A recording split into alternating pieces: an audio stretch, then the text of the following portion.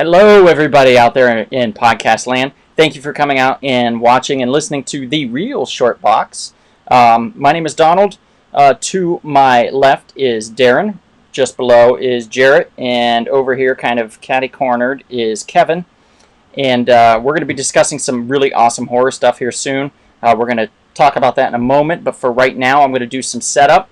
So if you guys want to talk about exactly what you went through mentally when you were working on this list for your top 10 horror films, what were you thinking and why, and was there any confliction in your mind, stuff like that? Well, I was thinking just right off the bat, guys, that no horror list is legitimate unless the scariest movie of all time is not number one, which didn't even make this list, and that, of course, is Hairspray. John Travolta as a woman is truly terrifying. That is true. I ever want to see that again. Yeah. I lost sleep. Lots of it. Not to mention the John Waters one was perfect, so you don't really need another version. I think that was just an excuse for Travolta to dress in drag, to be honest. But yeah, it was something. We'll just kind of leave it at that. What was the name of that movie that John Waters did back in the day with the vine? That's a scary looking. Pink Flamingos? Yeah, Pink Flamingos. That's a scary looking. Yeah, that one scared the shit out of me too. That was like a breakout film. Yeah, it was like one of cinema's first movies. Yeah. I did not understand it. For my list, when we were coming up with these, I kind of went from like childhood on of like when I started watching horror films and the films that like either freaked me out or got me excited about the genre of horror films. And I'll say this right now. There's no such thing as a perfect list because I know like there's like 30 movies I would have like switched out or put back in, or like I can't make a list because there's just too many great horror films. So these are like, to me, like the cream of the crop, but like just like one of hundreds. Like there's so many good horror films. Yeah, it's interesting. So a lot of folks often will talk about, you might find a certain movie to be extraordinarily funny, but someone else might not laugh at it once. A sense of humor is a very unique thing. And I think in many ways, horror films are a very unique taste for people. Some of my favorite horror icons did not make this list, for example. Like there are movies that don't necessarily have to make you jump to scare you. I think there's a factor in movies. It's like an eerie creepiness factor that I think people really underestimate in films too. Like, do you have a film that, like, for example, I didn't really jump up and get scared during like Signs or The Sixth Sense, but it creates this eerie kind of thing around it that really makes you on edge, even though it's not deliberately scaring you. Well, I think like Seven to me is a perfect example of that. Like, yes. Like a movie that like I literally walked out of and felt like off for the rest of the day because I was like, I went through something on that movie, but and did actually have some kind of jump scare moments, but I wouldn't consider it a horror film. I was confused with that movie, Jared. I felt like when I walked out, I just felt like I lost my head. I just was just so befuddled. Well, did you check your popcorn box? What was in the box? No, I didn't. Although one time I did cut a hole in the bottom of a popcorn box. I had a date and we were... Oh! We'll get into that later. The diner. That was... They were like, what's in the box? And I was like, well... Surprise. Pretty obvious. See, okay, so... Just admitted to everybody he watched the movie Diner. Actually, I don't think I ever have. Oh, it's the Mickey Rourke trick, man. No, I've never seen it. Oh, man. Literally, I've never seen it. I swear. By the way, spoiler alert, Mickey Rourke eliminated himself on The Masked Singer last week. Really? He was on The Masked Singer? That's amazing. Mickey Rourke was on The Masked Singer? Yes, he was, and it was really strange. So when we heard it, there were my lovely lady had two guesses. She said she thought it may have been George Foreman, which I thought was actually, with all the clues, it was a good case. And I said, nah, that's Mickey Rourke's voice. And yes, when asked why he came, he said, well, I was just in the neighborhood and thought I'd give it a try. Apparently, he's a big fan of the show. Wow. All right. We've got some comments here real quick. We've got Enrique says, hey, guys. So, hey, Enrique. Hey, What's hey. up, Enrico? My mom says she's here, so everybody say hi to my mom, please. I miss Donald's Hello, mom. hello. Hi, Mom. Hi, Mrs. McKinney. Let's see. Maria's here. She says howdy, howdy. So howdy, Maria. Hello, hello. And Sammy's here. She says hello, guys and ghouls. What's up, Sammy? I think the correct thing for that is boils and ghouls, Sammy. I think that's from the Tales from the Crypt when he would go, "Hello, boils and ghouls," but I could be wrong. I digress. Then went, Right. So- Then he did that. So, a friend of the show went on Facebook last week and mentioned that one of their films was tops at the box office this week, and that would be Hocus Pocus. Ah, yes, Classic. it was. Definitely a Halloween film for people that don't quite like the death factor of Halloween movies. Very interesting movie, to say the least. It kind of reminds me of my other favorite, Ernest Scares Stupid. Whoa! I just watched that, Darren, and let me tell you, it is freaking frightening to this day. I had this written down, and Ernest Scared Stupid was on my list for my top 10 horror film choices because it is truly frightening in moments, particularly if you're a child and you're watching it. Oh, yeah. It is scary. It is freaking scary. And I don't understand, Well- I was like, man, they made this for, teenagers at least, if not adults, because there's some scary shit going on in that movie. well, Ernest is just kind of always creeped me out, to be honest. Oh, really?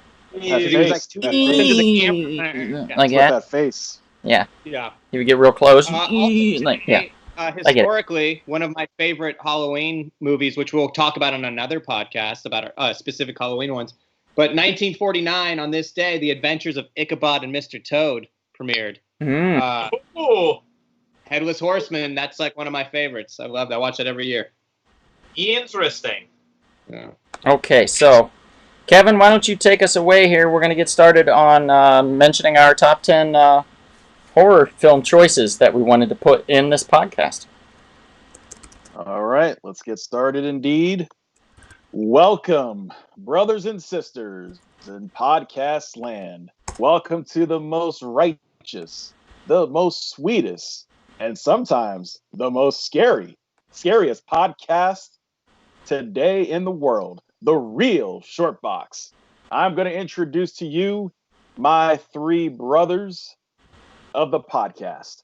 First, he is the Sultan of Youngstown, Ohio. He is the prognosticator of the Real Short Box. He carries and walks with the big stick of truth. Ladies and gentlemen, the debonair of modern day masculinity. He does the work of an Iron Man. He is simply known as Darren. Good evening, ladies and gentlemen. Yeah.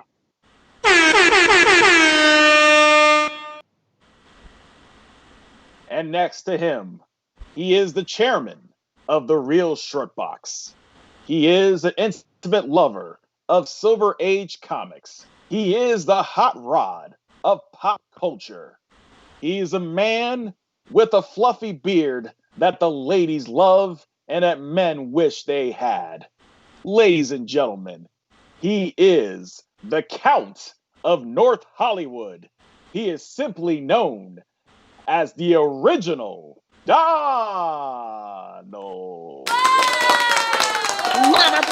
Please, thank you. Thank you, everybody. Thank you. And last, but certainly not least, he is a man of international mystery. He is and was the 2019 Northern California Daddy of the Year. He is the fool killer of ignorant people everywhere. And he certainly is the man who has the sweet saxophone rhythm style and a Bronze Age collector.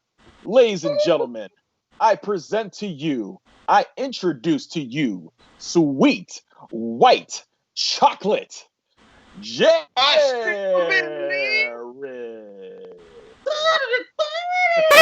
Yeah. And of course, I am your humble podcaster, the Grand Master of the Jedi and Vulcan Arts, your Supreme Chancellor, Dr. Kevin. Stunning intros, guys. All right. All right, now that we've gotten that out of the way, that's their first half hour of the podcast. Let's get started on this list. First of all, I want to ask anybody out there in the chats that's listening right now what they would think that our number 10 would be. What would be the 10th most popular, or like what would be our 10th choice for best horror film? And we're talking horror film, you know, not necessarily blood splatter, but horrific, truly horrific. Whether it's blood spatter, tearing apart, psychological, breaking you down, you know, what do you think our number 10 would be? Anybody can comment in the chats. Okay. Anybody. Don't Anybody. comment. We've got Don't people working. I see minds going, and they're thinking. People are thinking. So let's see. And until then, I was saying off air. I was saying off air too. So like movies that also just affected the genre of horror. So think about that as well. Yes. And until then, let's also take a moment to talk about the horrors of posting our podcast on Sprecher. Yes. People, please put up our numbers on Sprecher. Okay, Sprecher. You know, it's funny. I was at work and someone said, "Oh, you guys like on Sprecher, or what was that other?" The other random one that Stitcher. And I said, as a matter of fact, we are. We're on both. Hey, so we've got some answers. My mom went the funny route because she knows this is my most horrific, personally, film. I was very traumatized as a child, and I hate this film for it. My mom said E.T. She's correct. That is my personal number one choice for the most horrific horror film ever made. It's E.T. for me personally, but that's not on our list, Mom. The opening scene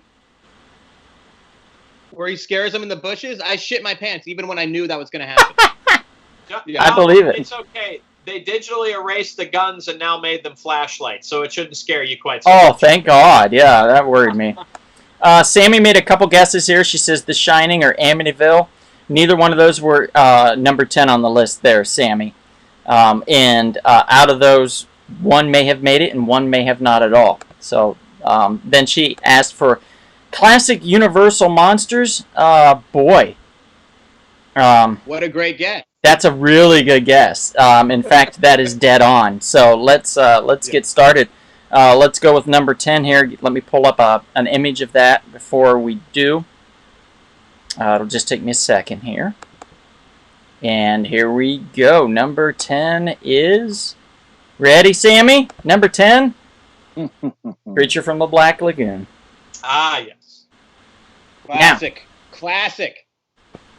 When we were deciding for Universal Horror Monsters, we felt that Universal Horror Monsters should definitely be represented. I originally went with the Wolfman, and then after multiple discussions, I had settled myself on Dracula being a very significant part of that world, particularly just because of vampires. But then it was something that I believe, Jarrett, you brought up this character, if I recall, the Creature from the Black Lagoon. Yeah. And that made me wonder, as far as truly horrific in Universal film-wise, which one looks the most horrific and could potentially emote the most scares, because if you're in the water or around the water, not knowing what's below you. And I thought, well, that's actually a very excellent choice. So I settled on agreeing with Jarrett then, and then everybody just we all fell in line, so to speak, with this one, I feel. If anybody has any differences of opinion, though, please let me know. Sammy, the Mummy did not make it, although the Mummy is high up on our list as far as Universal monsters are concerned. We love the Mummy. The Brendan Fraser one made more of a clown situation out of it. I still love it. It's still a lot of fun, but it's nowhere near as horrific as the original version, the classic Universal Mummy films. Except when Imhotep raises the sand up to chase them. Now that's kind of scary. That was pretty scary. Yeah. But Brendan Fraser somehow always made me feel safe. Oh, yeah. Yeah, you can't feel bad with Brendan Fraser. No.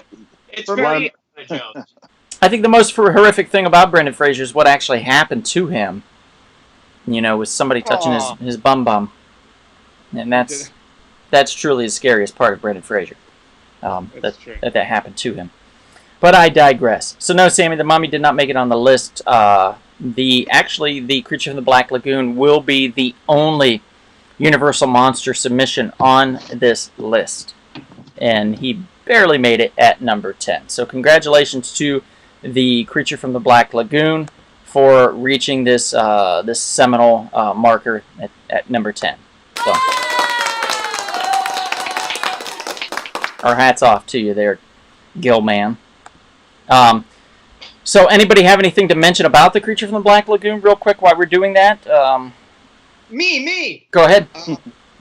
I grew up on, I have very fond memories of the Universal movies, specifically Creature and Wolfman, because I watched them with my dad. He was like, hey, check these out. And I'm like, all right, cool. Monster movies.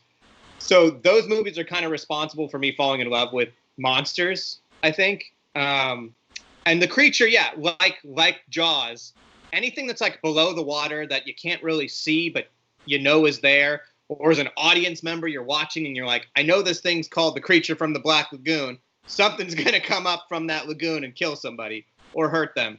So the unknowing and the knowing at the same time is what was always terrifying about that. Yeah. I love the Creature. I agree. You have to, when you're looking at a list like this, you have to look at what is a truly horrifying thing. And I think not knowing what's below you is really scary. You know, like anybody in the water now, you think sharks. Well, imagine if the shark is able to think a little bit more strategically and, you know, can actually come up on land as well. So that's pretty scary. Like, we were talking about off air about that time in Thailand. We're like, what's below us right now? You know, I don't know. And right. We thought it was suckerfish, and it was not. It was I think they call it, it's a ladyboy fish? Yes, it was a couple ladyboy fishes, and we actually weren't even in the water. It was weird. Nope. I don't know. Nope. No. In the hotel room. Should not have done that. There's that LSD. We should not have done that. Anyway, moving on. Let's go to number 9. Anybody have any guesses on number 9, what this might be from us? If you don't want to guess, that is fine, because this one, I feel like this one is something that, like Jarrett was saying, kind of broke the mold on what a horror film can be. It kind of was... Tubular Bells. Yeah, it gave you a different narrative, a different story. It was an educated horror film that really kind of raised the bar as far as this type of quality. Sammy, again, very, very good guess. She guessed The Changeling and then Psycho. These are very, very solid choices. And honestly, either one of those could have easily made our list. But when you're dealing with The Changeling, we just went a different route. Similar vein, but a different route. We ended up going with The Exorcist. Woo. Anybody have any thing they'd like to talk about with The Exorcist? Yes, I would actually. I want to make sure everyone knows that we come up with a consensus on these things. It doesn't mean that we all agree on them. We just agree on the consensus. There are not 8 scarier horror movies than this in my mind. The Exorcist has a very common, relatable kind of story that goes into the exceptional. You have a man who's losing his faith, which is a common story, that is now being confronted with the horror of possession. Now, if you're looking for a more straight to the point, less thinky version of this, I would recommend End of Days with Arnold Schwarzenegger. But this movie is just, the reactions people gave coming out of this movie theater are just unbelievable. And quite frankly, like, working in the movie theater, visits. I've only seen one other time that you can even put this in the sentence, and that was the Texas Chainsaw Massacre remake, where we had 5 people vomit opening weekend. So there was something about this movie that if you watch it now, just keep in mind, this came out in 1973. And picture audiences that have never seen remotely anything like this. Because not only is it a scary, eerie film, it's also an Oscar-caliber movie. And it is based on a true story. Now, has anybody seen the re-release of it? I have. Okay, I have not. Maria just mentioned that the re-release had the creepiest scene that she still has nightmares about. The backwards crab walk? It's possible. It's possible she's talking about that. Maria, let us know if that's what you're talking about. Re-release as in, like, they did, like, updated, like, extra scenes from the original. Is it the original still? I mean, Yeah, it was from 2001, but they did, like, a director's cut. Okay, Maria said yes, it was the backwards crab walk that really freaked her out. That makes sense. I would say go with the theatrical version on this one. I don't think the 2001 is quite as good. But yeah, this is just an outstanding. It's tough to call it a horror film anymore. I just always view it as an outstanding movie. Gotcha. And again, it's based on a true story. The real life story was a boy, not a girl. Ah. Okay. I also have a tidbit of information about that even adds to the horror of that film. And also, I'm going to go with Darren. This movie still scares me. Like, that voice is horrifically terrifying. Like, it is so otherworldly and creepy. But even to add to the creepiness of this movie, I'm a true crime buff. There was a split-second scene where there's I think an X-ray operator in a hospital in the scene. And it's the guy who's in it. He's like an extra, but you could definitely see him. His name is Paul Bateson. He was a serial killer in real life and was at that time murdering people in New York City. So yeah, if you want to look that up, Paul Bateson, serial killer, also in The Exorcist. You could see the little still of him like in the hospital where he's at. It's just adds to the creepiness. And the subliminal flashes of the demon. Oh God. Scary. There's some flashes for you. There we go. Oh, that's scary. Are you raving? Anyway, okay. So we've had our number 10 and our number 9. And guys, these are some big guns here. These are some huge movies. What could possibly top number 10 and number 9? I mean, already we're like, what can top these movies? I think number 8 might be something that will get some debate going. Number 8 is something that when we were talking, it was one of these films. Now, when you're talking horror, we're oftentimes getting back to the 70s and the 40s and the 50s, even sometimes the 60s and the 80s primarily. There's a lot of 80s films, particularly the slasher genre took off in the late 70s, early 80s. But there are newer films that have had some impact. And I can't think of a film that had more of an impact lately. And no, I'm not talking about the Blair Witch Project. And I'm not talking about the one where they put the GoPros all over the house and just watch people stand and look at each other for a while. The Real World? No, not the Real World. No. Road Rules. No, I'm not even going to mention it because it's not really worth mentioning. But I'm going to go with, on number 8, our film is The Conjuring. Now, oh, cool. Sammy says she's watching Halloween right now. Excellent choice, Sammy. Yes. Excellent choice. The Conjuring is a film that does so many things right. I was actually really taken aback at how good it really was and how scary it actually was. I still get scared watching this film. Newer films, particularly horror, you have to do something really original in order to even frighten me, because we've seen it all. We've seen it all. This one in particular I think it's a fantastic film. And it spawned Annabelle and Annabelle sequels and so many other Conjurings. It's a really solid ghost possession story. It's more of a ghost story, to be honest, than anything, but it's truly frightening. And to me, ghosts are just as terrifying because they're so close to the human aspect. It's something that it's a dead person come back. It's even, this is gonna sound hilarious, but it's the most tangible horror in a way. Even though you go right through them, but Yeah, and the jump scares Sammy was just mentioning. The jump scares are really scary. I mean, they do it well. And I believe Kevin, who's the director on this? It's I want to say it's not James Wan, is it? I think so. I want to say yes, it's James Wan. But that directed these. If you want to fact check that, please do. But I believe that was him that does the Conjurings and stuff like that, and started just producing as well. And I think we should also take a moment to mention Blumhouse, Jason Blum, who essentially is the universal God King right now of horror. Like his stuff or not, he is releasing it at a feverish pace.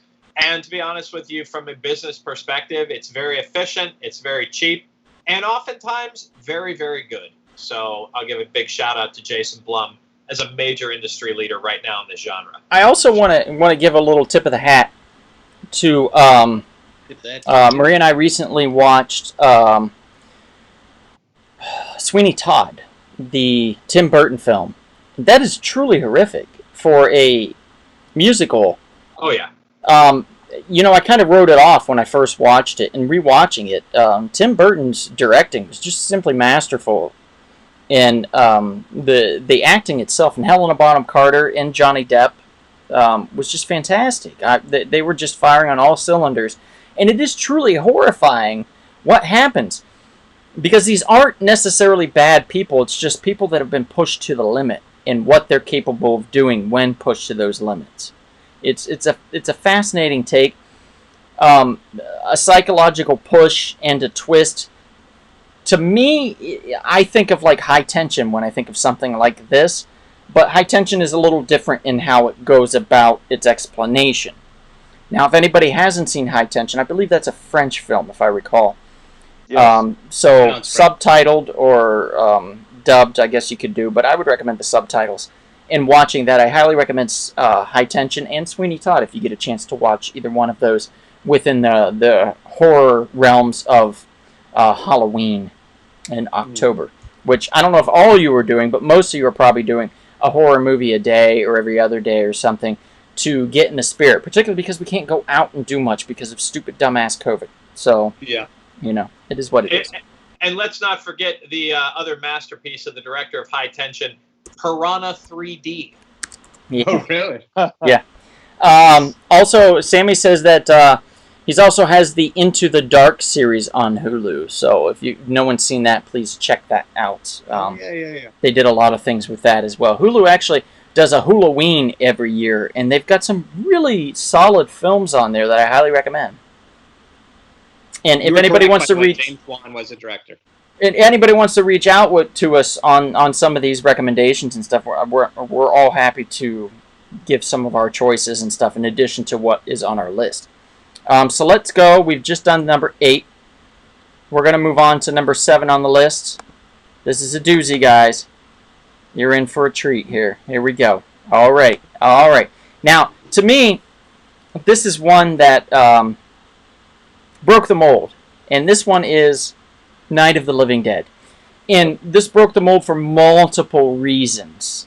And I think you see on the screen right here what one of the numero uno biggest reasons of breaking the mold of this film is having a African American as a lead in a film like this was just unheard of at the time.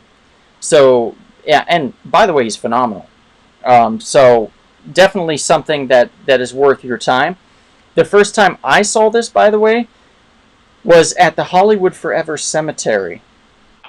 They played it on the mausoleum. They projected it onto the mausoleum at a cemetery in Hollywood, California.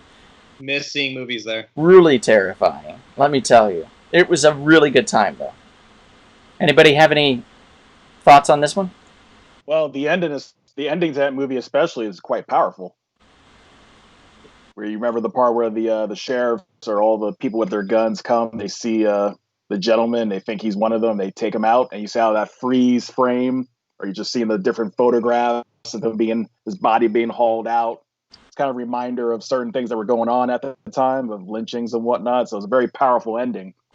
And the beginnings of the roots of the zombie craze that would become later on with Walking Dead and all that. Yep. And the whole idea of humans being the actual monsters, aside from the zombies and all that. So that's true, because originally zombies were about, kind of like the voodoo thing originally. What? That was what zombies were until they took to the flesh-eating zombie genre that George Romero basically invented. Yeah, and I would like to take a moment to really acknowledge the greatness of George Romero, who is tremendous with imagery.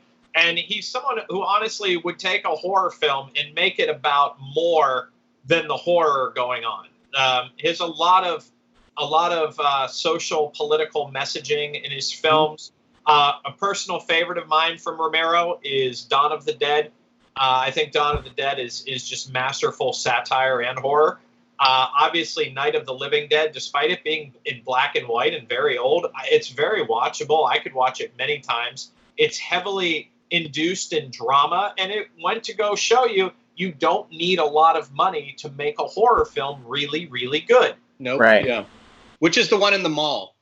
That's Dawn Dawn of the Dead. By the way, guys, Sammy said that her dad was an extra in Dawn of the Dead.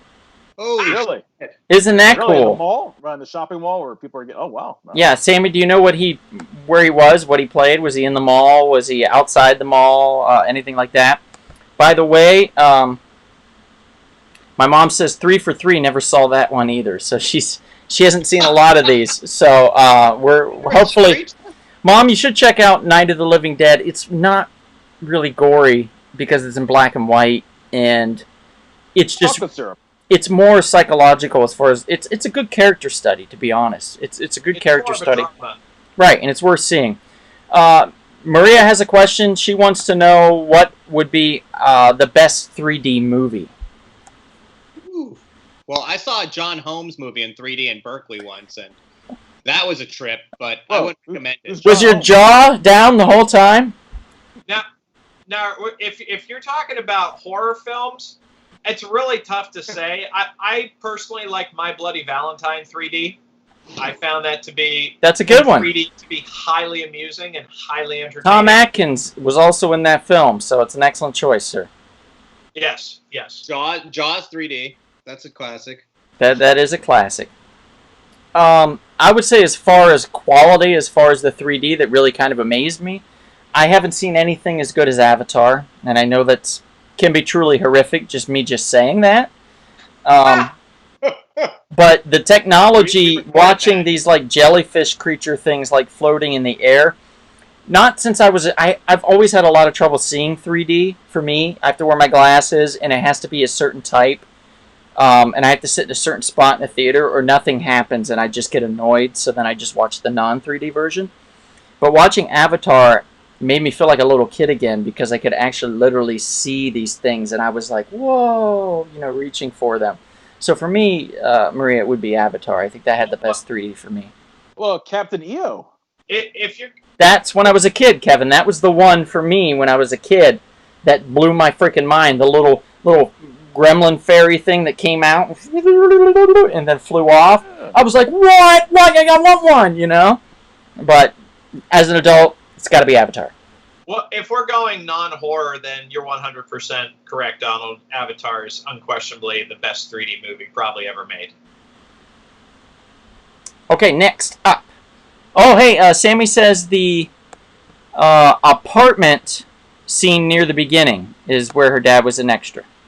Nice! Really cool, Sammy. Really cool. I don't know why you never told me that. Shame on you. Love that scene, Shame. actually. Okay, next one. Let's get to it. We're already through 7 of our 10 through 7 of these films. Now, number 6 is gonna... This one really bothered me. I had trouble putting this at 6th. I wanted to put it higher, but we have so many good films. And I don't feel that this, technically, for me personally, is the best of these films. But I do think it is a supremely solid film and deserves to be higher on most lists. So number 6, we went with The Evil Dead 2. Classic. Now, what they did was Sam Raimi, Bruce Campbell, they basically redid the first Evil Dead. Now, I recall, and correct me if I'm wrong, gentlemen, but basically there was a rights issue to the first Evil Dead. So they basically kind of just redid the first one to make the second one. But then they just told Bruce, they just took him aside and they said, you just be you, Bruce. You be you, baby. And he was like, hail to the king. I got this. And then he just went full Bruce Campbell. He went full Campbell and just went nuts on this and was fantastic. This is where you have one of the best horror icons coming forth from a film to lead a cast of literally nobodies into the next level of horror.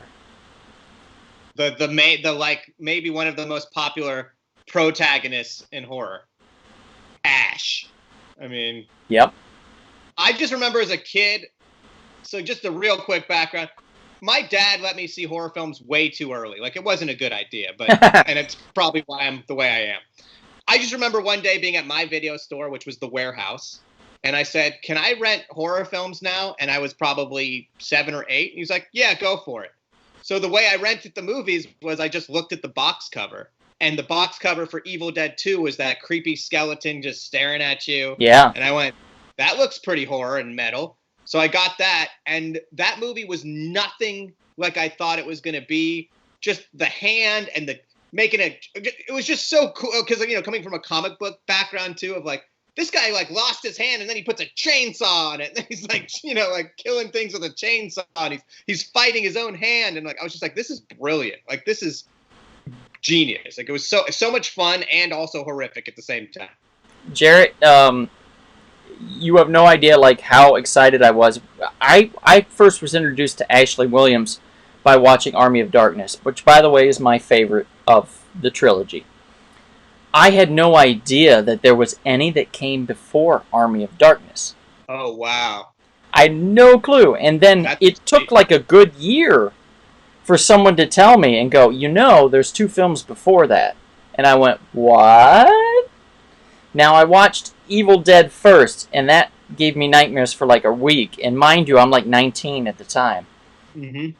And so I did not want to go forward to the second one, but I was assured that there was improvements made upon Ash's characterization and the humor that takes place. So watching the second one, and I'm sure glad I did, because it does strike that perfect balance between horror and comedy that is very hard to do. So my hat's off to Sam Raimi and to Bruce for being able to pull that off and create such a perfect character of such clout, and like, wow, I don't know if you can get better than Ashley Williams.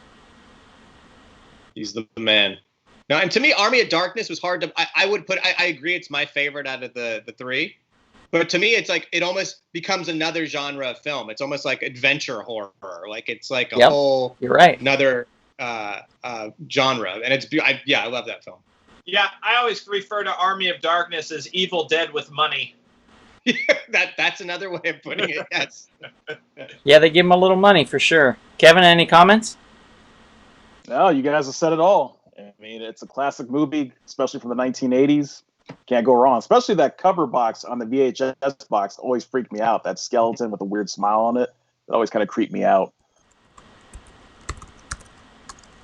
My mom just commented. She said, my friend Pat, who I grew up with, really loved the character. So much so that he named his son Ashley Williams. Really? Ashley Williams Calder is his full name. That's a badass. That's badass. Yeah, That's awesome. Pretty cool. All right, so that is number 6 on our list. So we are at the halfway mark. Does anybody want to guess what our number 5 would be?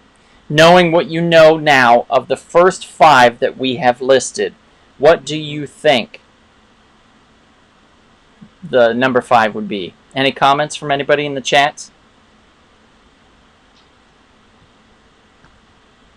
Yes, we are eagerly awaiting comments. We love discussion. We also realize we have the smartest audience on the internet, so please don't be shy. All right, we're gonna move forward.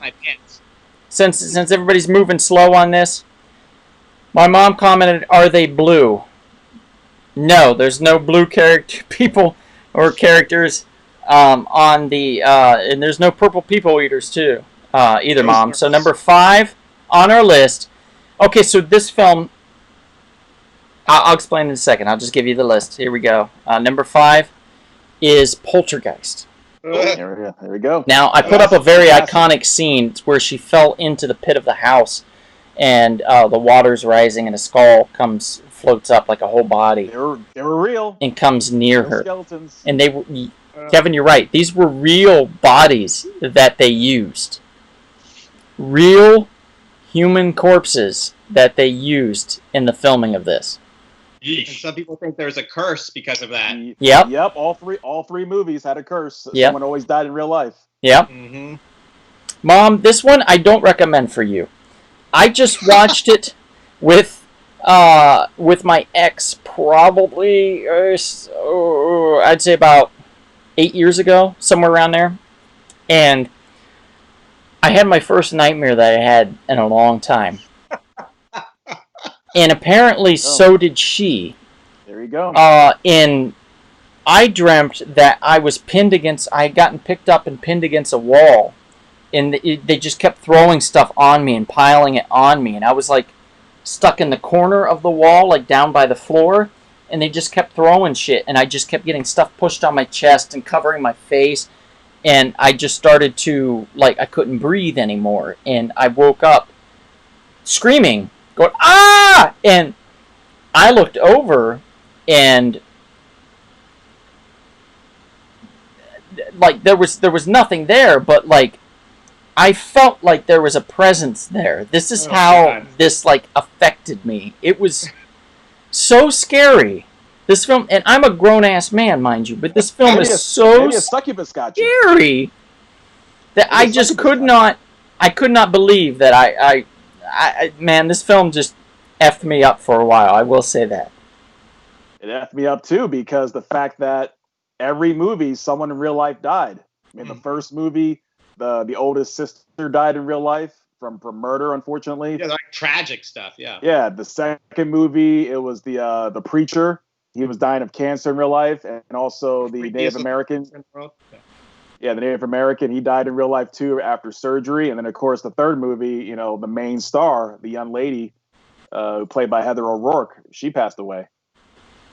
Yeah, I would have to say, so, like, two things real quick. One, Tobe Hooper is a horror icon, is highly underrated. Yeah. Tobe Hooper is an excellent director. He has some really, really creative ideas. Secondly, Poltergeist for me, it was moving slowly for me, but what took it to another level was Zelda Rubinstein, who was the person who was the soothsayer that could see things on the other side. She was really funny, but she was also really serious too, and I just love that about a movie that, let's be frank, is very long. Like, it's a 2-hour and 15-minute movie. Yeah. But my God, she just sped it along. It was just great having her in this. Yeah. For me, real quick, I saw this movie once again way too young. I saw like just too young, and you were too. With the little boy and the clown toy. That's freaky. Holy shit! Like, it's a toy. It's a creepy clown, and it's in your room, and it's like one of your toys coming to life and attacking you. And how many kids had toys in their room? Just, you know, and there was definitely probably a creepy one in there. Mm-hmm. That scarred me like hardcore. The second movie scarred me with the tequila and the worm. That freaked me out as a kid. Yeesh. That's probably one reason why I don't drink tequila. Guys, I'm going to admit I haven't seen the second or the following. Just because third one sucks. This one kind of did me in, and I was like, I don't know if I can do another one. So I honestly haven't moved past the first. Is the second worth watching? Yes, second one's worth watching. The third one, not so much. And another just kind of validation of how good this original film is. The remake just had none of the energy whatsoever. You're right. Yeah, the remake was not good. It was not good at all.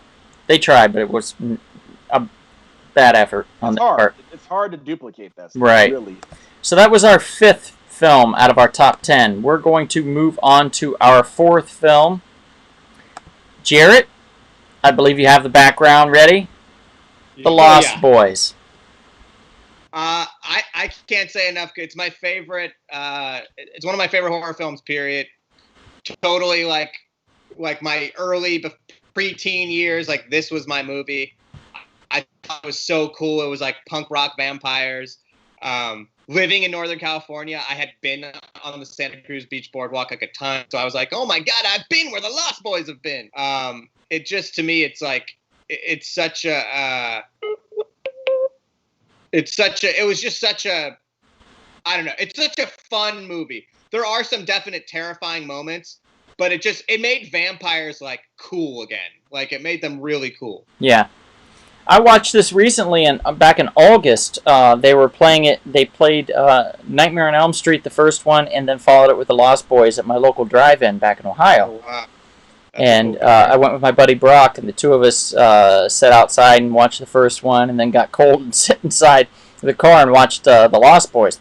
And Jarrett, I'd only ever seen The Lost Boys once before that, and I don't remember much about it, to be honest. I just didn't remember a lot about it. So rewatching it, it was almost like watching it again for the first time. Right. And it was fantastic. Let me tell you, like the Frog Boys were amazing. Corey Feldman and one other dude. Darren has it right there. He must certainly be a fan. Jason Patrick and Corey Haim, Kiefer Sutherland, even what's his name from Bill and Ted? Alex Winters. Alex Winters, yeah.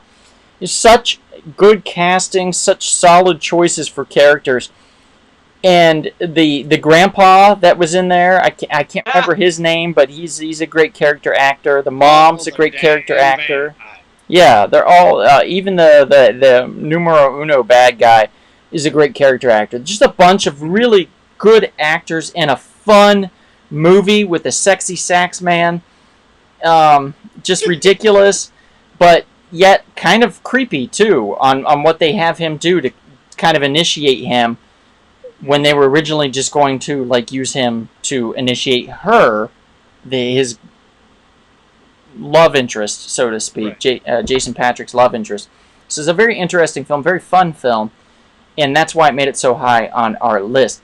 Angie, she said best soundtrack too, funny and scary. I think she's talking about The Lost Boys. Totally agree, Angie. It's a great soundtrack. You know, a lot of people in the comic book world love just down in Joel Schumacher. We have to remember Joel Schumacher made more movies other than 2 Batman movies. Yeah. The thing I love about this movie is it's really flashy. Mm-hmm. It's really exciting to watch on the screen, everything kind of unfolding, and you take this very classic, like, you know, single mother with 2 boys who's just going to a new world trying to make ends meet, and one son makes friends with the wrong people and the other son makes friends with Corey Feldman. So like it's just it's kind of hard to tell who's the wrong one. You know, someone told me back when I was like 16 that the 80s were mostly defined by Feldman and Haim, and I laughed at him, of course, but the more I think about it, like, their movies are the most 80s movies of the 80s, if you really think about it. I don't think there's an argument that could be had for not stating that. That's a really good statement. They are the definitive 80s actors. Mm-hmm. Goonies alone, I mean, come on. Goonies, Lucas, I mean, yeah, even Separate and Apart. The Burbs, all that. 80s, License 80s, 80s. to Drive. Yep, License to Drive. All right, that was our number 4 choice, I believe. Yes, Angie, she mentioned that she's so glad that the Lynn is still kicking. And Angie, I am too. And in fact, when I went playing these older films, they still were doing quite well. And we went during the week, not on a weekend, and they were pretty popular. So it was nice to see that our local drive-in back in Ohio, my old hometown in Strasburg, Ohio. It's close to my hometown, but anyway. I used to go there a lot as a kid, and as an adult, it's still nice to go back and visit and be able to go to the drive-in. And I would always make it a reason of when I would visit to go there. Just wanted to always go to the drive-in. And now with, you know, the way things are in our environment and stuff, that was basically the only place that was open anyway, so it worked out for me. So it was fun. It was a fun time, Angie. Definitely. Okay, so we're going to move on to our number 3 choice. Our number 4 was The Lost Boys. Okay, guys, another controversial choice as far as, like, is it too high up? Is it not high enough? Here we go. We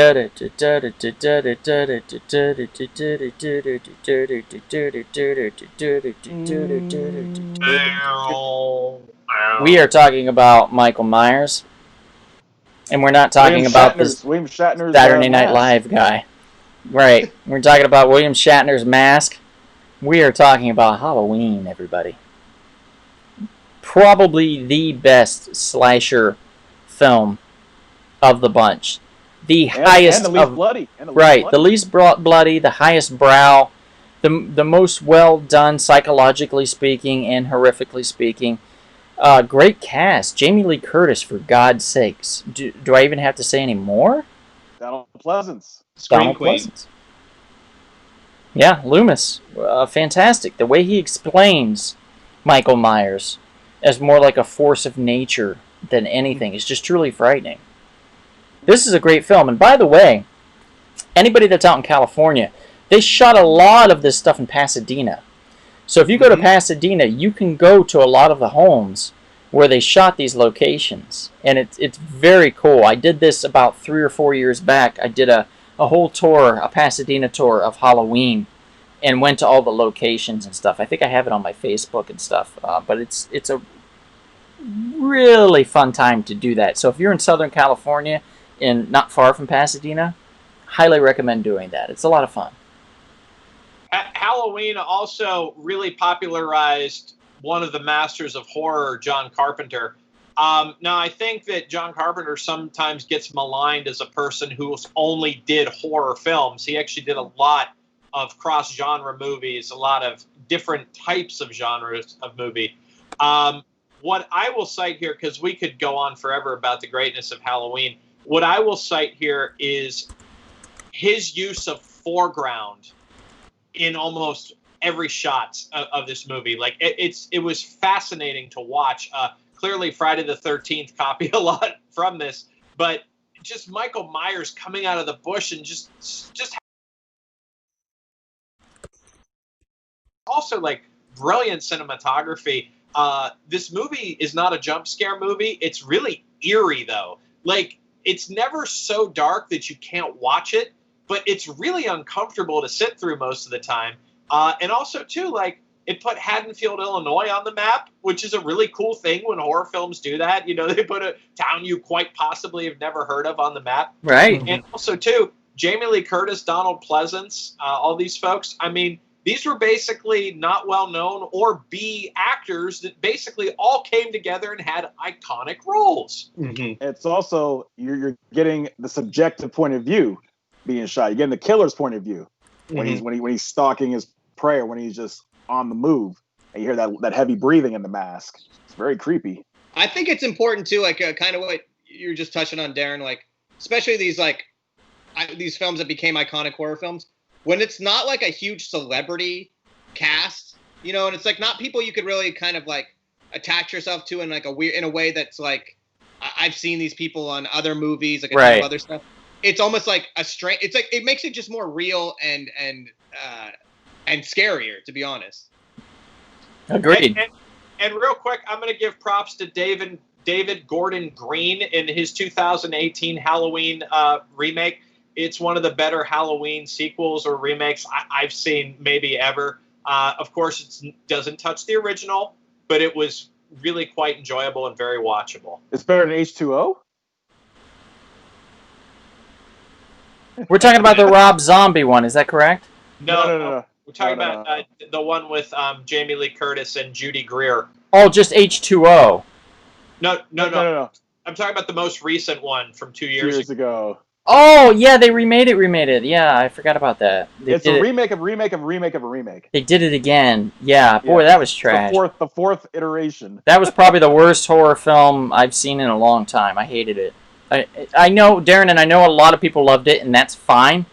I could not get behind it at all. It just made me sick to my stomach. You don't like the elderly Michael Myers? Dude, I love Will Patton in it. No, I don't think it was. I didn't like it. I didn't think it was good at all. Well, yeah, Arm Fall Off Boy says. Arm Fall Off Boy says the original Halloween felt almost like an indie film. You're correct. Yeah, it totally did because it really was an indie film. Made for $300,000. Angie said, and babysitting can be super scary. That part of it always gets me. Yeah, if you're babysitting particularly in a horror film, It's never a good idea to babysit anybody. I would just quit. Horror film, try a comedy like Don't Tell Mom the Babysitter's Dead. Mm-hmm. Julio says at this point, the original Psycho was the only other movie to get the killer's perspective before Halloween. That's true. Yep. So that's an actually very good perspective on that, definitely. And real quick, I'm just going to throw out that the remake of Psycho it will be number 1 on our list. Oh wait, no, it never will be. That was the biggest piece of trash. Jerry. It was shot for shot. Where could they go wrong? Oh God. All Remakes right. sometimes aren't a good thing. Moving on, we're going to go to number 2. You guys ready for number 2? This one I have only ever seen for the first time about, I would say, about 4 years back. Maybe less than that. Maybe 2 years ago or something like that. But very recent. First time? Wow. In this film, boy, is it good, guys. I don't know why people scare me away from stuff with oh, it's truly horrific. And I'm like, oh, I don't want to see all the blood and the slashing and the goo and everything. But this film is truly horrific, and it's such a good film. This is The Fly. One of the most underrated horror films, I think, out there, period. Now, this version is the Cronenberg version. Yeah. Yeah. This is David Cronenberg directed this, and this has a perfect Jeff Goldblum playing the Fly, prime sexiness, and this has the lovely, most gorgeous woman in Hollywood, Gina Davis, playing the female lead in this, and she is just delightful. I can't say a bad word about Gina Davis. I just can't do it. She's great. Don't ask me to. She's in a league of her own. Yes, she is in a league of her own, Kevin. Very good, very good. Okay. Maria says that she thought it was good, the original or the remake of the Halloween. Saw it double feature with the original, and it was a nice way to watch it. So many Easter eggs. So I guess so. Yeah, comparatively speaking, that's a good idea. I don't think I'd watch it any other way, and I probably would watch the second one completely drunk because that's the only way I can enjoy that trash. But anyway, moving on. My mom says she saw the first one, so she must have saw the original Fly from the 50s. Vincent Price. Yeah, the Vincent Price. Help me! Help me! Yeah. David Cronenberg is one of the more interesting directors because when he hits, he really hits great, and when he misses, man, does he miss. Like, that guy is bold and interesting. Mm-hmm. I tell you, I'm always in the mood for a strange film on Saturday night going back 20 years, and David Cronenberg usually can cover that. Now, The Fly, to me, is gross in many respects. I think that David Cronenberg, though accurate, we do know that flies, regurgitate and such. We all know this. But the fact that he went there, and keep in mind, this is 1986, folks. Like, this is kind of unusual stuff, and the makeup on Jeff Goldblum is actually very well done.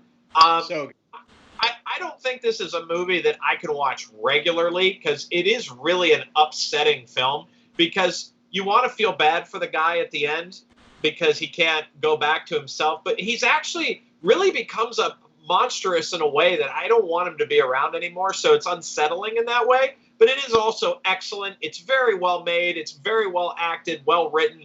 And The Fly 2, obviously not quite so good, but there's like 20 good minutes in it. The dog part I couldn't watch too much.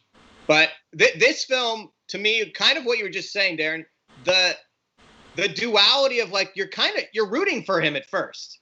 He's this kind of like up and coming scientist. He's excited. He's doing something cool like teleportation, all this stuff.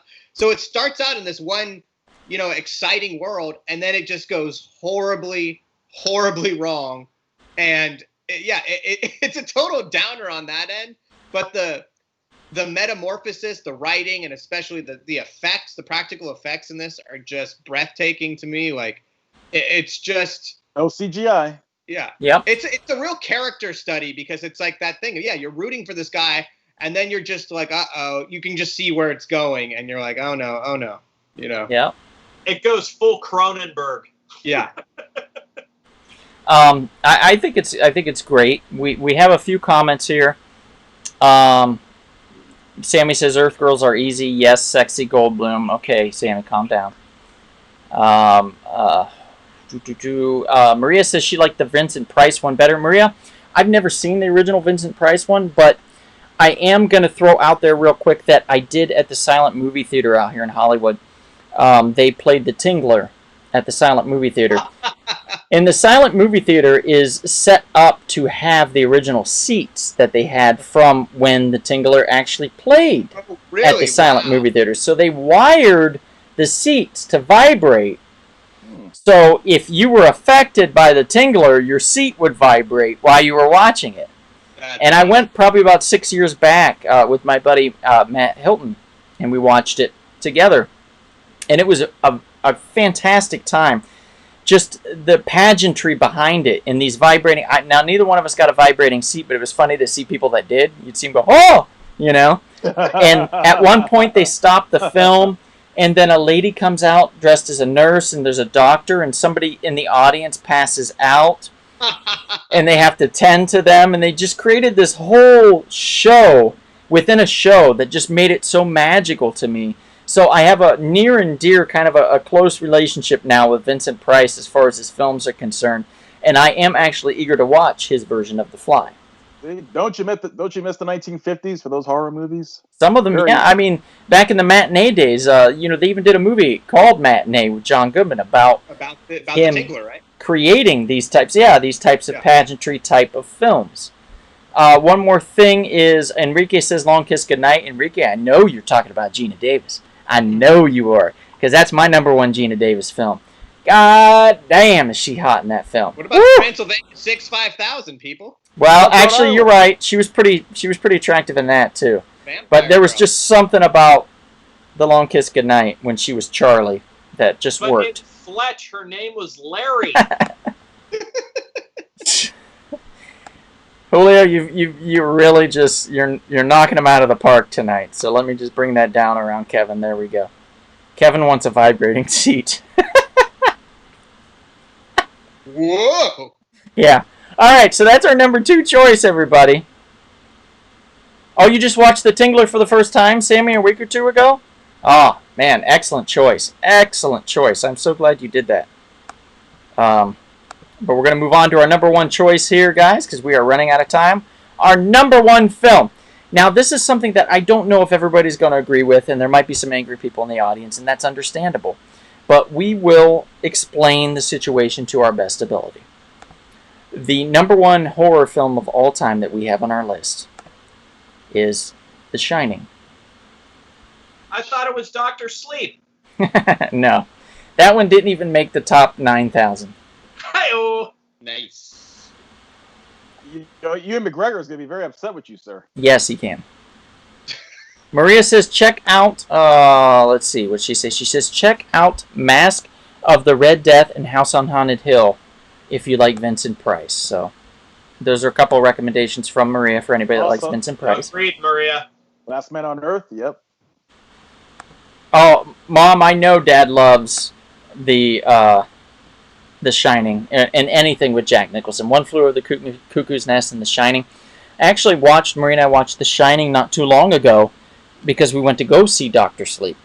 Now, the only other time I'd seen it was at a midnight screening or around midnight with one Jim Hoffmaster, who has a film coming out, a documentary about his life called Acting Like Nothing Is Wrong. So if you guys get a chance next year when it premieres, check that out.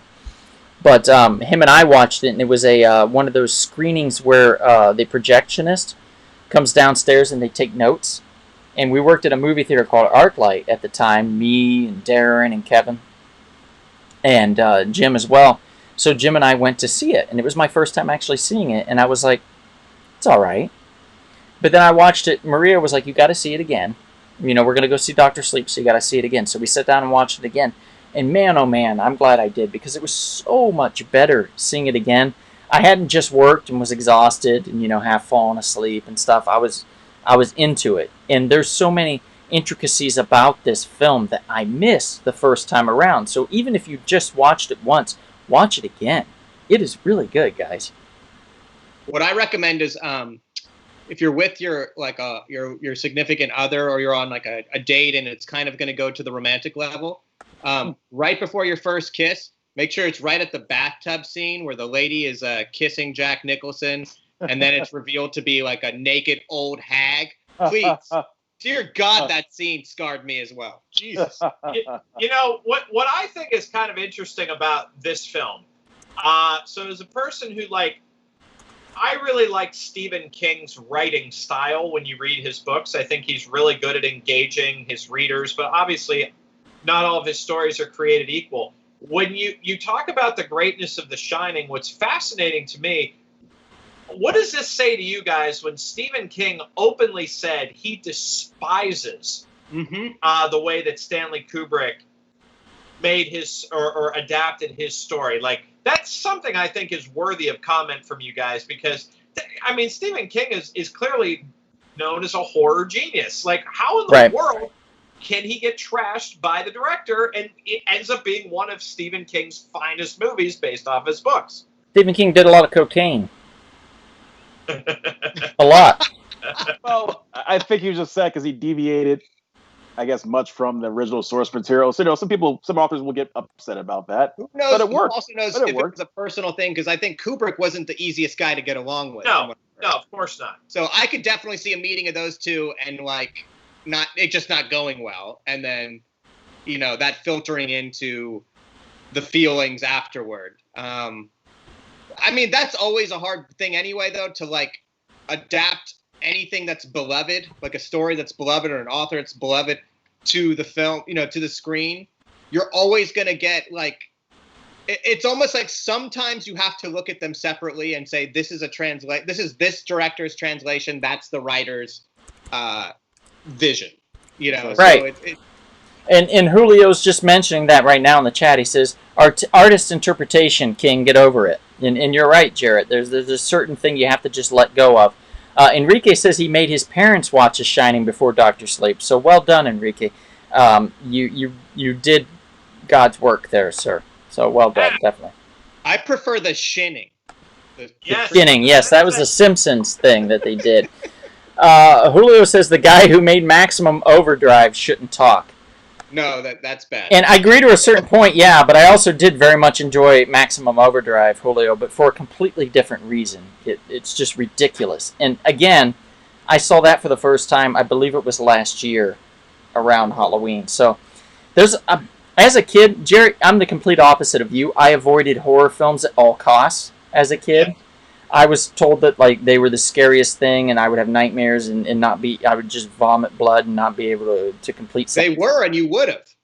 Well, then I'm glad I did. But now as an adult, I'm being introduced to so many things like this, and it's exciting because I waited so long, that I get this feeling, and it's almost like a childlike feeling, really. It's very exciting in a way. Well, you know what? I will help your new taste for horror movies and whet your palate. I'll make some suggestions to you, Donald. Yeah, that sounds good to me. What's interesting, too, is we always have a discussion about George Lucas, and I always fancy myself a major George Lucas defender because we forget about all the great things he did. It's the same thing with Stephen King. I think people get hooked on the fact that Stephen King has been oversaturated in film and television for so long that we forget what made him oversaturated to begin with. Stuff like Carrie, The Shining, Christine, The Dead Zone. Dead Zone. He has just a lot of tremendous books that became actually really good movies, and he has tremendous books that became bad movies. So, I mean... Yes. The movie Cujo was another one that scarred me as a kid because it was like a rabid dog. It's like, that could happen. That's scary. Yes. Or Christine, the demonic car. Yeah, Christine screwed me up, though. I'm going to admit something that's going to make me look kind of dumb. When I saw Christine, I saw it pretty young, and it was like the old car, and when he turned it on, it would play the old music, like the oldies of the time. So I thought that if you were in an old car, it only played music. The radio only played music of the time. No, you know what? As a little kid, wow, that kind of makes sense. You were dumb. For a split second, and then you're like, wait a second. Yeah. That's cute, though. That's really cute. So I'm glad nobody's pissed off at us for choosing The Shining. This is exciting. Not yet. The Shining is very deep intellectually, which I think a lot of horror films, since the slasher genre has emerged, people forget that you can intellectually engage people in a horror film. I go to abandoned bars and stuff all the time, just sitting down and asking for drinks, and I don't get any. So hats off to him. Hair of the dog that bit me. Yeah, there you go. He's phenomenal in this, by the way. Jack Nicholson. That's my dad's favorite actor of all time. I'm going to say that. And Dad, hats off to you. He chose well. I can't think of a bad Jack Nicholson performance or a bad Jack Nicholson film offhand. I loved him in The Witches of Eastwick when I watched that. That was another one that's kind of horror-esque, kind of Halloween-ish. So if you get a chance to watch that, I highly recommend The Witches of Eastwick with Jack Nicholson in that. It's very good. He plays the devil. It's a fun time. There's so many films that we wanted to put in our top 10 that we were just unable to. And if you guys want to just rattle off a few real quick before we end tonight, even in the comment section, guys, if you want to throw out a few. I think Julio just mentioned Maniac, so probably you're referring to Maniac Cop. No. Two Maniac. No, Maniac was with what's that guy who does the effects? Yeah, he has a very famous scene he gets taken out in. Tom Savini? Tom Savini, yeah. Oh, okay. I don't know that. I've never seen that one. Well, there's a famous shotgun scene. It's really freaky. It's so realistic. It's unbelievable. Really? It's done. Oh, yeah. And for the price of a budget of roughly $50,000, the movie Splinter is incredible. Like I'm kind of surprised that it doesn't get more play in this season. Kevin Joe Spinell is what Julio's saying. Mm-hmm. Yes, and also Christopher Lee in the original Wicker Man, not the Nicolas Cage one. That one's well done. We've got Little Shop of Horrors of Jack Nicholson that was mentioned by Enrique. We've got Jaws mentioned by Angie. Great choices. Jaws, again, akin to The Creature from the Black Lagoon. It's just The Creature from the Black Lagoon did it first, which is why we put that in our top 10 instead of Jaws. So, similar thing. I'd throw out Creepshow. Yes. There's a one that a lot of people don't. I don't know if a lot of people saw, but it was called Lady in White. It was a ghost story kind of movie. La Llorona or whatever it is, the Spanish version or whatever the. No, this was. This is older. Yeah, this was like 80s. Okay. Like late 80s. Just a really creepy ghost story, child killer story kind of thing. Like creepy. Arm Fall Off Boy said Jack the Bear and Radio Flyer were terrifying. Effed him up as a kid. The Thing, can't forget The Thing. Now, Donald, one you recommended to me that I think is fantastic, staying on the Raimi theme here, Crawl, with the alligators. Yeah. I mean, that was really, really good stuff there. That's a fun one. That came out, I think it was last year, and it didn't. I don't think it expected to do much, but Sam Raimi produced it, so it did get into theaters, which is nice. Mm-hmm. And it was fun. It was terrifying to and a town flooded, and then gators made their way into a basement where somebody got injured, and then they were just had them pinned, and they couldn't get out. Oh wow! So it's really terrifying. So yeah, if you get a chance, and it looks pretty good for primarily being CGI. They did a real good job, just like they did in Lake Placid, which I also highly recommend. Love it. Anybody that gets a chance to watch that, they did animatronics mixed in with CGI, and it still to this day, I just watched it about a month back, it still holds up. It is still funny, very well done, sharp, horrifying in parts, scary. It's a really good horror film in general. Just a fun one to watch. Night of the Creeps? Julio also says Not the Bees, so I think he's referring to Kevin's favorite, The Wicker Man. Yeah, American Werewolf in London, that was a good one. American Werewolf in Paris, I also enjoyed. And did not know that there was an American Werewolf in London before I watched American Werewolf in Paris. So obviously I have, my sentimentalities towards Paris than London. But London was great watching that. Yeah. The transformation alone is phenomenal. And all practical effects. Yeah. As above, so below, says Sammy. Julio says Alien. The Hills Have Eyes gave her Sammy nightmares. Child's Play also traumatized her. Oh, Julio says The Thing is a masterpiece. Candyman. Maria says Jaws scared the entire generations from swimming in the ocean. Maria, you are correct. These are all Candyman, Kevin, I still have not seen. Candyman's good. Is it? I'll say, if you want the legit jump scares of things under the water, open water, is really scary movie, and they use real sharks. Yep. I also would recommend Deep Rising for those of you that know me and know my history in Hollywood and at ArcLight in particular. I have an affinity for Deep Rising. I highly recommend that. It's a Treat Williams starring role. Love it. Jansen. Famke Johnson. Yeah, I think that was like her premiere, or one of her early roles. Yeah. Well, she was phenomenal. I think was her first. Was it? Okay. But she was phenomenal in this. Also, The Eye. The Eye. Sure. The Eye of Sauron? Well, no, it's Right. a horror movie. Jessica Alba was in the American version, but the original was I think it's a Korean movie. It's really good.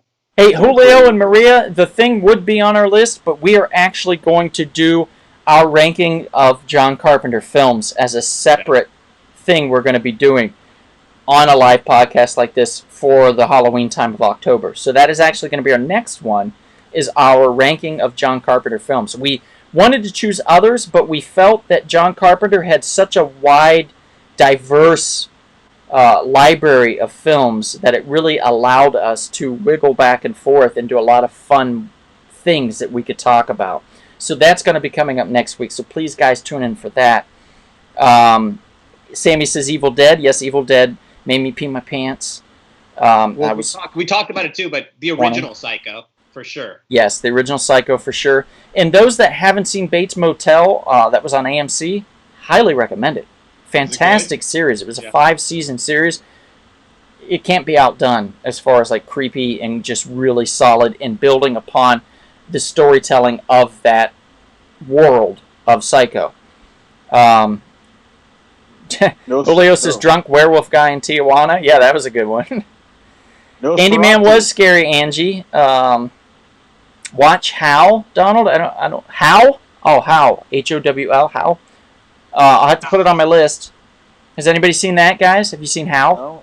No. I've heard of it. I heard very good things from people I really trust in the horror world. Okay. TJ Anderson popped in. He said The Descent as a whole is not the best movie ever, but it's the only one I had to leave the theater to calm down before watching the rest of it. Wow. TJ. I love it. Dang. I know Donald hates it, but I love it. It's amazing. The Strangers. Julio says he once took his dog named Shark to the beach. It did not go well. Shark, get over here! Shark! Maria says the original Eye is super scary. Thank you. Arm Fall Off Boy says, anyone mention how fucked up Event Horizon was? No. In fact, I won't watch it again. That's underrated. That's actually underrated. That's an underrated one. My wife loves that film. I get it. Oh, Sunshine.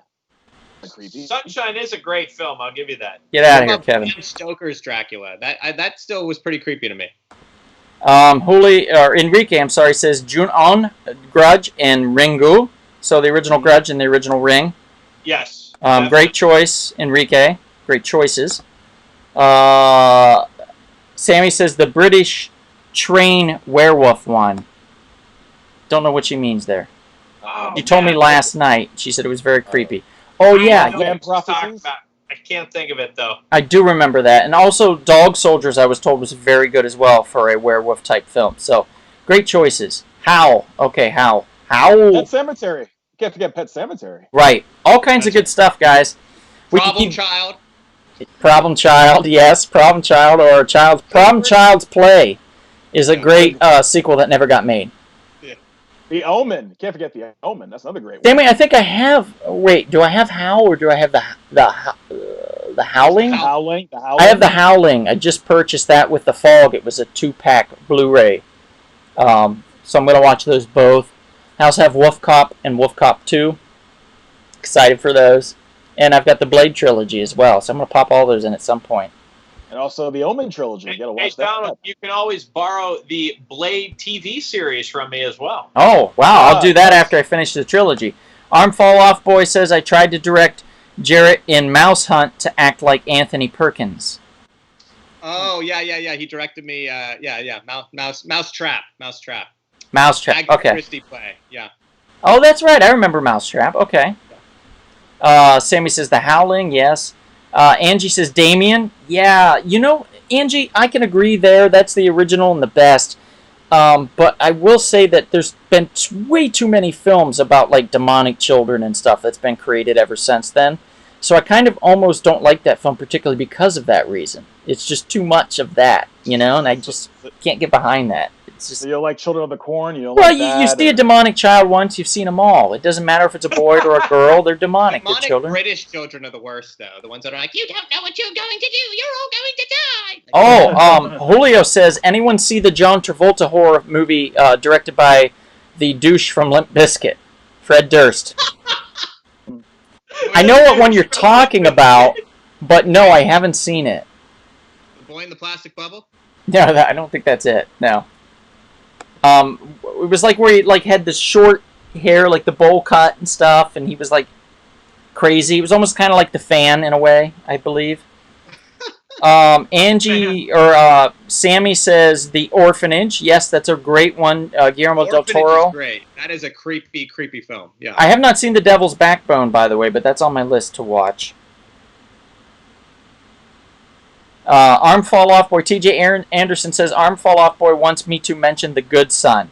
The Good Son, again, that's very much like the Damien type aspect. But yeah, with Macaulay Culkin, I can get that. I can get behind that. If I drop you from this height, you think you'll live or something? Yeah.